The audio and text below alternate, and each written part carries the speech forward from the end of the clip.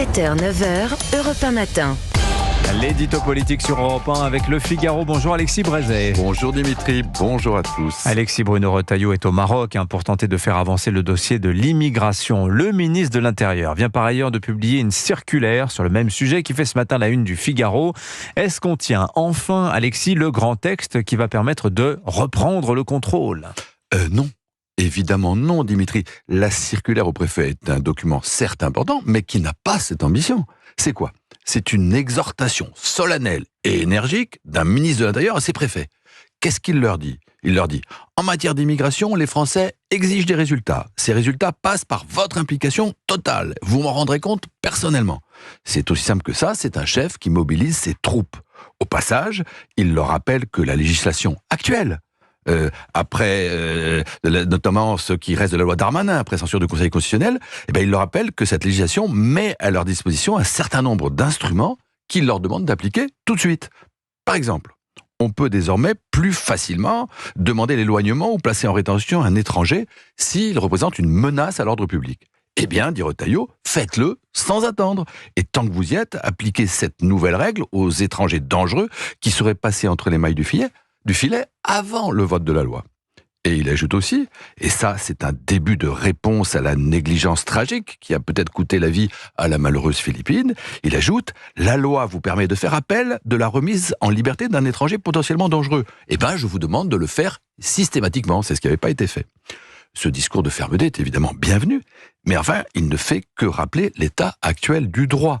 Il ne change rien, par exemple, à l'épineuse question de l'impossible retour des OQTF dans leur pays d'origine. Et très franchement, les vagues promesses obtenues hier des autorités marocaines ne sont pas très encourageantes. Avant de reconnaître la souveraineté du Maroc sur le Sahara, on aurait peut-être pu exiger quelques contreparties. Maintenant, c'est un peu tard. Et surtout, ce discours, il ne remplace en rien la future loi immigration que nous annoncent Bruno Retailleau et Michel Barnier. Alors justement, cette fameuse loi, où en est-on ? Est-ce qu'on commence à en savoir un peu plus ? Déjà, on sait qu'il y en aura deux des lois, deux au début de l'an prochain. Celle de Michel Barnier et celle de Bruno Retailleau. La première, de pure forme, pour transcrire en droit français le pacte européen sur l'asile et l'immigration. La deuxième, beaucoup plus stratégique, destinée à rétablir dans notre droit positif les mesures de fermeté écartées par le Conseil constitutionnel en janvier 2024 de la loi Darmanin. Alors, les mesures, pas toutes. A priori, il n'y aura rien sur l'AME, l'aide médicale d'État. On sait que la ministre centriste de la Santé ne veut pas y toucher.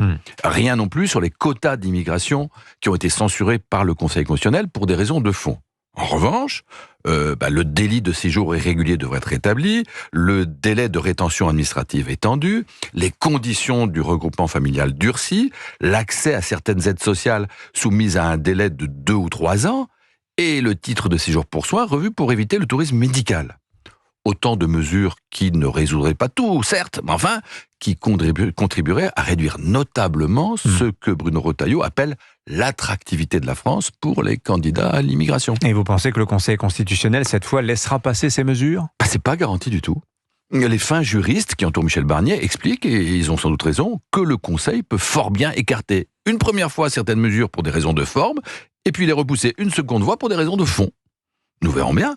Mais enfin, si les sages, ou prétendus tels, censurent encore des mesures plébiscitées par les Français et votées à 2 reprises par leurs représentants, eh bien la démonstration éclatante sera faite que pour adapter démocratiquement l'état de droit aux nécessités criantes du contrôle de l'immigration, eh bien il n'y a qu'une arme et une seule, le référendum populaire. L'édito politique sur Europe 1. Merci Alexis Brézet.